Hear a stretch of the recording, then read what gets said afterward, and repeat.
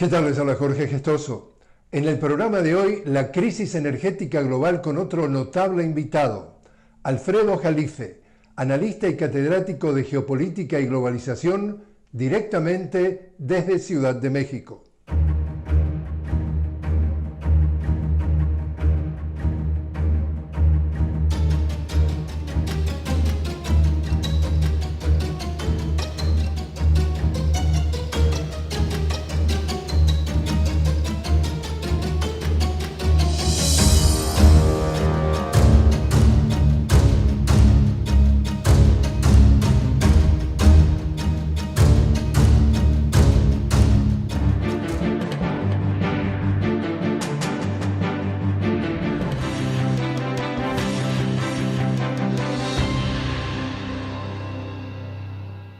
Alfredo Jalife, una cálida bienvenida al programa. Encantado, Jorge. Un honor estar siempre contigo. El honor es nuestro, Alfredo. ¿A qué se debe lo que tú dices es una crisis energética global? Bueno, porque en estos momentos fracasó todo lo que es la transición energética que no se llevó a cabo. Se tenía planeado de que con las alternativas, que son bienvenidas, que la eólica, que quiere decir que es de vientos, y la solar, ello pues ya estaría paliando toda esta cuestión energética, que tampoco es nueva, Jorge, viene desde Prometeo.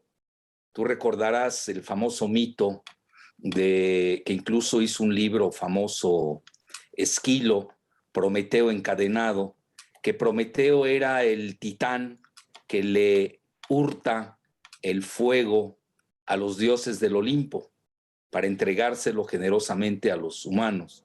Y ahí pues es castigado por Zeus, lo encadenan en el Cáucaso y cada noche venía un águila a roerle el hígado. Pero como él era inmortal, al día siguiente se regeneraba el hígado, pero el castigo ahí permanecía hasta que luego lo perdonaron.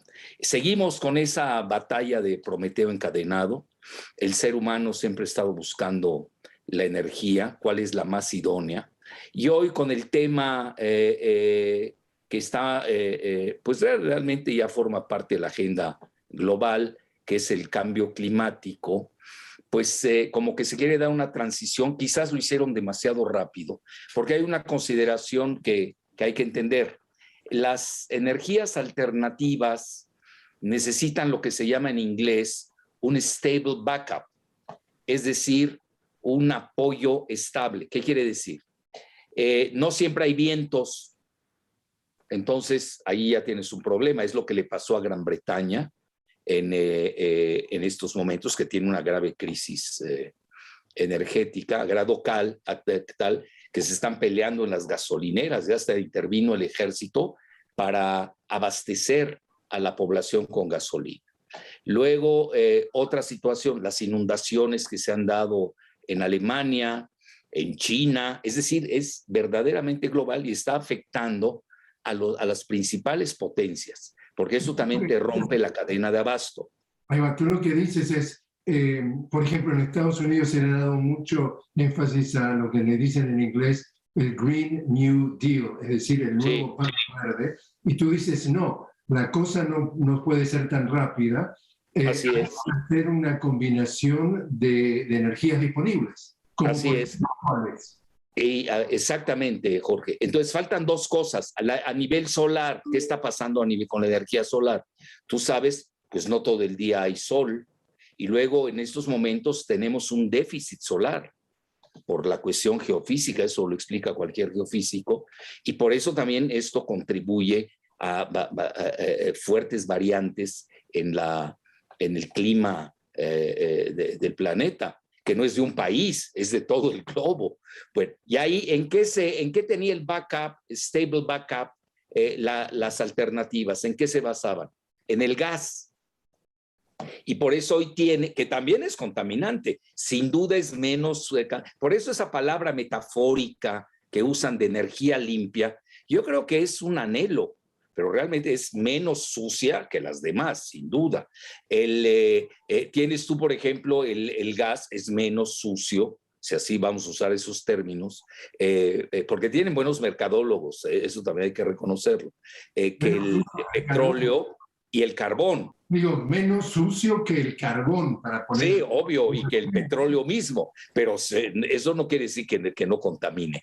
Entonces, ese es el problema de la energía llamada verde. Entonces, en todos los puntos del planeta tienes hoy esa grave crisis. Ahora, ¿qué sucede? Mira, hay un artículo que escribió un gran economista israelí estadounidense que se llama David Goldman. Lo escribió en Asia Times y dice, es una burbuja esto de la cuestión verde, la burbuja verde le llama, porque no va así. Primero que nada está basada en una gran especulación financierista. Estás hablando, aunque no se quiera creer, más que el Producto Interno Bruto del mundo. Estás hablando de más de 100 millones de dólares, trillions en anglosajón, o billones en español castizo, pero que realmente servían como, era nada más manejar la imprenta y acelerar lo que esta economía verde, que así se le cogió, o que tú le muy bien defines como el Green Deal, ¿no? El Great Green Deal. Bueno, entonces esa es la situación hoy. Entonces, y se les vino el tiempo encima porque con todas estas fallas que no previeron, ¿qué sucedió? Pues hoy tienes el precio del barril a niveles de hace 3 años, ya está más de $80 el barril. Se están peleando por el gas. Rusia tenía contratos de mediano y largo plazo, sobre todo por la cuestión del Nord Stream 2, y todavía lo que queda, este famoso Nord Stream 2, el gasoducto que va directo de Rusia a Alemania, y que al final del día la administración Biden ya levantó todas las sanciones que estaban, adheridas a ello, ¿no? Y ya incluso, ya ves que como todo esto se geopolitiza, los que odian a Rusia salen y dicen es que Rusia nos cortó el abasto de gas, por eso tenemos la grave crisis, pero ya la canciller Merkel, que es una persona muy sensata, salió a decir que no es así, que no es cierto, porque los contratos con Rusia son de, ¿perdón? Déjame interrumpirte ahí también, Alfredo, porque tú dices los que odian a Rusia, pero para ser consecuentes con una audiencia que quiere escuchar las dos campanas, sí, hay teorías en donde como Estados Unidos pierde el control del suministro de gas a Europa, que como tú dices muy bien, lo maneja Rusia, entonces quiere hacer una alternativa, por ejemplo, un gasoducto desde Qatar que pasaría por Siria, y entonces ahí viene el tema de Siria y la guerra. Es decir, como tú dices, la geopolítica, la geoestrategia, es decir, acá hay gente que odia o no le gusta a Rusia, pero hay mucha gente que no le gusta y odia a Estados Unidos, es decir, que están las ¿cierto? dos. ¿Cierto?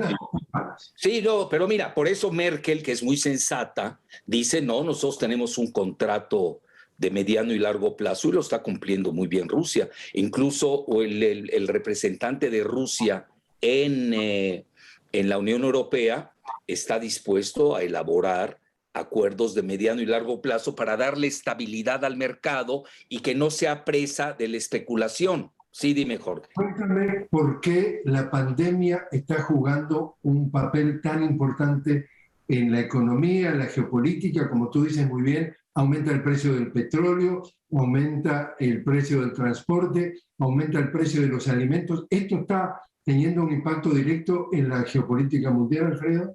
Mira, lo de la pandemia, ¿qué sucedió? Que naturalmente con el enclaustramiento, pues ya no se usaban, disminuyeron el número de vuelos, los vehículos pues ya no se usaban con mayor frecuencia y disminuyó mucho el consumo de hidrocarburos a nivel mundial, eso sin duda.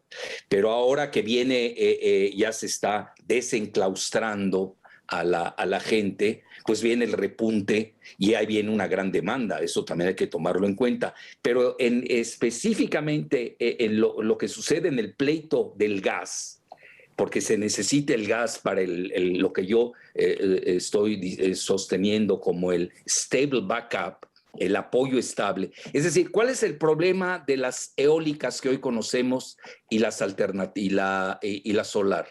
No son estables, son intermitentes, son volubles, pero necesitas algo que lo apoye.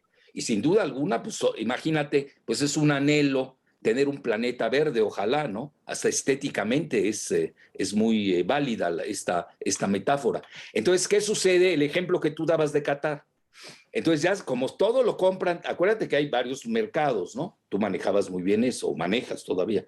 Todo lo del spot market, lo compras al día, no, lo que está la oferta y la demanda del día, y ahí es donde se dispara el precio del gas. Entonces ahí tienes el modelo español que lo importamos para México, que es el de Iberdrola y todos esos grupos, pues fracasó. Y hoy tienes unas tarifas estratosféricas en la electricidad, porque no viene sola. Ahora bien, en China, ¿qué sucedió en relación a Qatar? Qatar lo que hizo es de que le está vendiendo el gas a China. ¿Por qué razón? Porque China, que tiene como Rusia lo que yo siempre he manejado conceptualmente como el pluralismo energético, yo creo que lo peor que se puede hacer, Jorge, es clavarse con una sola energía. Yo creo que hay que tener una panoplia toda y usarla, y dependiendo del país. Tú no vas a crear una hidroeléctrica, que sería lo más ideal, lo menos contaminante, en un desierto. Ahí optarías por la energía solar. Es muy claro eso, ¿no? Entonces, yo creo que en Europa se aceleraron con la cuestión energética, y entonces viene la gran demanda de gas y Qatar se lo vende a China. Pero ¿qué pasó en China? También sufrieron lo mismo, y eso que ellos practican el pluralismo energético. Incluso tú ves los proyectos de China, ya están pensando en la fusión, no en la fisión. Están pensando en la energía de fusión, igual que el sol. Igual ya están teniendo un reactor como laboratorio que les va a, esa es la teoría, a abastecer de toda la energía. ¿Por qué? Porque tienes a 1.400 millones que tienes que alimentar, lo que tú comentabas, y luego empieza a afectar y a infectar toda la cadena de abasto, el supply chain, lo que se llama la cadena de abasto. ¿Y cómo le afecta? Pues todo, los fertilizantes, se elevan los precios, se elevan los precios de los alimentos, y esto al final te hace un modelo disruptivo que no deja en paz a ningún rincón del planeta. Sí. Alfredo, te invito a hacer una pequeña pausa. Estamos hablando con Alfredo Jalife justamente sobre esta crisis energética mundial. Alfredo es un analista y catedrático de geopolítica y globalización que nos está acompañando directamente desde Ciudad de México. Enseguida regresamos.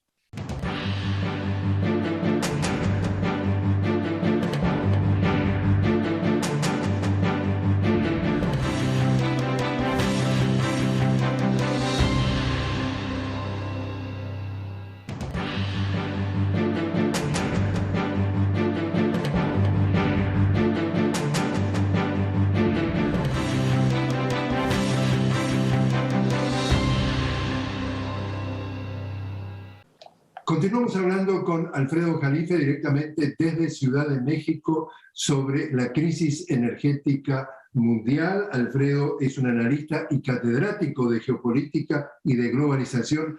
Alfredo, escuchando toda tu conversación, y yo soy un ciudadano de América Latina. Mi pregunta es, ¿y a mí qué? ¿Esto cómo me puede afectar estando en América Latina? ¿O cómo bueno, mira, dependiendo en qué país vivas, ¿no? Si vives en Venezuela, que tiene la mayor reserva de petróleo convencional y no convencional del mundo, independientemente de las sanciones que le afecta para las exportaciones, pues no van a tener una crisis energética. En México sí, por ejemplo, acaba de salir la cuestión de la reforma energética, y nosotros tenemos un talón de Aquiles, el gas. Tenemos que importar el gas de Estados Unidos, y ha subido estratosféricamente. Y por eso yo creo que llega en su justo momento esta reforma, que la tiene que plantear no a nivel de, mira, yo creo que ya también los seres humanos, y regreso a Prometeo, no fue gratuita el recordatorio de de este titán, ¿no? Al que todavía lo seguimos cargando como gran ideal. Tiene que ser de todo el mundo, no puede ser de un partido. Eso es muy primitivo. Ya estar pensando en términos de partidos y que si estás a favor, en contra, y haciendo ahí cuestiones electoreras. Yo veo eso mucho en Latinoamérica, por desgracia. Todavía seguimos en un primitivismo aldeano y no estamos pensando primero localmente, que es importante, regionalmente y globalmente, porque al final del día todo esto nos afecta. China, si tiene problemas de alimentación, ya ves, ahorita está tratando, ya tiene 2 tratados de libre comercio con Perú y Chile, está tratando de hacer uno con Uruguay para entrar al Mercosur. Ahí va, y déjame interrumpirte ahí, Alfredo, porque tú escribiste precisamente un artículo que tú le llamas la ruta, entre comillas, ¿no? La ruta de la seda y litio de China en Sudamérica. Sí. ¿A qué te refieres y cuánto es la pulseada por el acceso a los recursos naturales de América Latina entre Estados Unidos y China? Mira, hay una guerra geopolítica que ya es de nivel geoestratégico, porque ya es la geopolítica global entre Estados Unidos y China. Esa es la realidad. La mayor reserva del mundo de litio la tiene el triángulo que se llama blanco, porque ya sabes, le llaman oro blanco hoy al litio, que es un elemento más que mineral, que va a ser la energía del futuro, pero no para esta energía que estamos hablando. Es más que nada para la cuestión de baterías, para los vehículos eléctricos, para las laptops, que obviamente es de primer nivel. Y aquí tienes a Bolivia, a Chile y Argentina.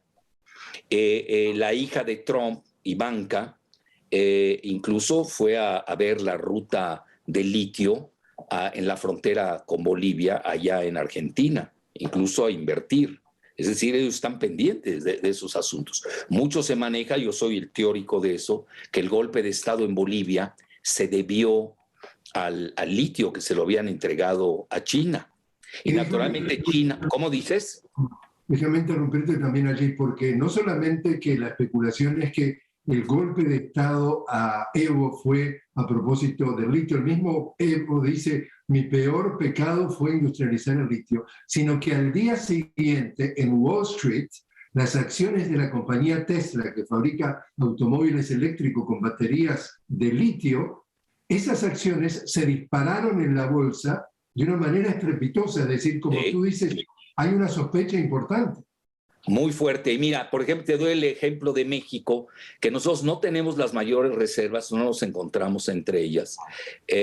Australia es la que tiene muchas reservas, hay que reconocer, aunque hay 3 tipos de litio, pero no quiero perder a tu audiencia en esas cuestiones muy geológicas, porque también hay que ser muy preciso, son de alta especialidad. Pero, por ejemplo, en México, nosotros tenemos el mayor depósito de litio del mundo, en las partes de Sonora, no muy lejos de Estados Unidos. Y un servidor descubrió que hay un pleito entre demócratas y republicanos para llevarse el litio de Sonora, a grado tal que el gobernador de Sonora, había sido elegido, pero todavía no tomaba posesión, nombró a la ex embajadora de Estados Unidos en México, Roberta Jacobson, como su secretaria de Desarrollo Económico. Y yo hago la pregunta tonta, ¿y quién le va a dar órdenes a quién? Ella, Roberta, es parte del lobby demócrata y sobre todo yo descubrí que estaba detrás de ello, pues nada menos que Albright Stonebridge. Y Albright Stonebridge es todo el núcleo empresarial del Partido Demócrata. Y ahí tienes la contraparte. Se lo están peleando el litio de México, además está cerca de la frontera. Luego tienes los republicanos. Acabas de nombrar a Elon Musk. Elon Musk es partidario de Trump. Incluso ya dejó California, que es demócrata, y se acaba de ir al feudo republicano, que es Texas. Hay que saber la geopolítica local, regional, global, para ver todos estos juegos, que ya son de supercomputadoras, donde a veces la mente humana es rebasada. Sí, dime. Lo que tú dices es clarísimo en cuanto a esta pulseada geopolítica entre Estados Unidos y China, pero quiero que tú nos hables de un tema que también tú lo manejas con mucha idoneidad, y es la guerra que hoy por hoy más importante del futuro ya no es con tanques, con misiles, sino entre Estados Unidos y China por la data, por la inteligencia artificial. Cuéntanos qué importante entonces es el manejo de la información. Mira, aquí hay dos consideraciones y te agradezco, es una muy buena pregunta, porque esto va a rebasar muchas cosas. Esa es la verdadera dicotomía del siglo XXI. El zar Vladimir Putin comentó en una escuela de alumnos de primaria, creo, en las afueras de Moscú, que quien controle la inteligencia artificial dominará el mundo. Pues ya parece ser que ya tenemos vencedor, mi querido Jorge. Yo lo escribí en mi columna de Bajo la Lupa en La Jornada, y no me baso en datos personales. Yo lo he venido siguiendo, lo de la inteligencia artificial, pero ya cuando te lo dice un peso pesado, un prodigio francés que se llama Nicolas Chaillan, así se escribe, Chaillan,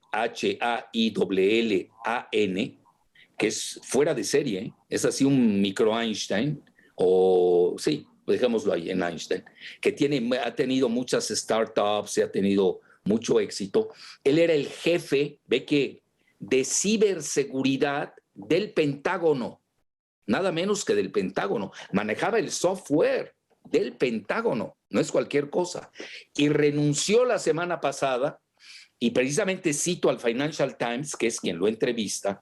Independiente de que el Financial Times sea globalista, a veces aporta datos que son importantes. Yo en eso soy muy plural y muy ecuménico, no me clavo. Hoy el avance científico es tal que ya estamos hoy ante esta verdadera dicotomía de la inteligencia artificial entre China y Estados Unidos. ¿Y qué comenta este francés? Renunció. ¿Y cuál es la razón? Dice, porque ya China nos ganó la batalla de la inteligencia artificial y nos lleva una delantera de 20 años. Y dice, yo no me voy a quedar a ver cómo nos está ganando China. Y obviamente arremete contra la dilapidación y disipación de gastos del Pentágono, que ya son consabidos. Seguramente tú sabes que la tercera parte del PIB global, 35 millones de millones, así, suena surrealista, desaparecieron de la contabilidad del Pentágono. Digo, ¿alguien puede creer esto a estas alturas del siglo XXI en una superpotencia? Bueno, ahí tienes, mira, puede ser también, yo no lo tomo, como dicen en inglés, face value, ¿no? Así como lo dijo Chaillan, hay que ser dialécticos. Y mi muy humilde opinión es que también se puede dar que él esté exagerando con su renuncia, con el fin de controlar más a los gigantes de Silicon Valley para que ya contribuyan en la gran cruzada de la inteligencia artificial y no se queden rezagados frente a China. Esa es una opinión. Y ahí obligan al Congreso a aportar más inversiones en este rubro. Sí, que me ibas a decir, Jorge. Que también hay, precisamente en Chile se acaba de votar una ley que es para controlar, digamos, le llaman la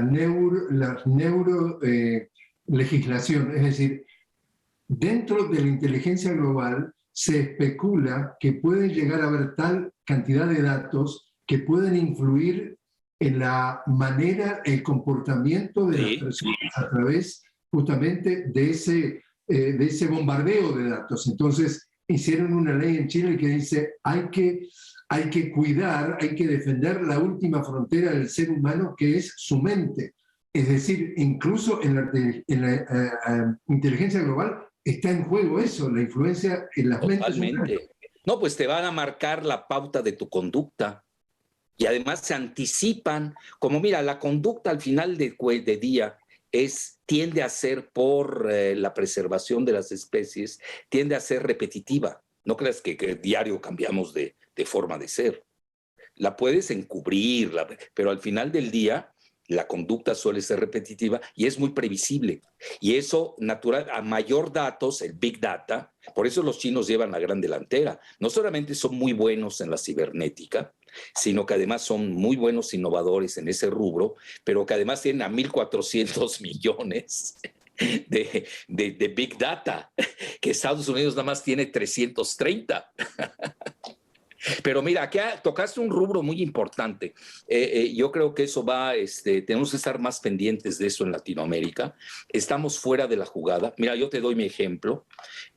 A mí, con la mano en la cintura, el expresidente Calderón y Enrique Krause Kleinborg, porque son muy poderosos a nivel de las estructuras de poder de Estados Unidos, porque pues les dan todo, ¿no? Ellos quieren que México no exista y que sea una colonia de Estados Unidos. Le pidieron mi cabeza en Twitter y se la dieron, sin ningún motivo. Entonces, eso es muy peligroso porque, no, imagínate, si a un ciudadano común lo haces papilla con la red Twitter, ya no quiero hablar de las otras redes sociales, no tenemos resguardos soberanos. Ya olvídate ya de la soberanía en los países, voy más lejos, no tenemos resguardos legislativos, no estamos legislando en Latinoamérica al respecto. Y luego, ya no tenemos resguardos a nuestra intimidad.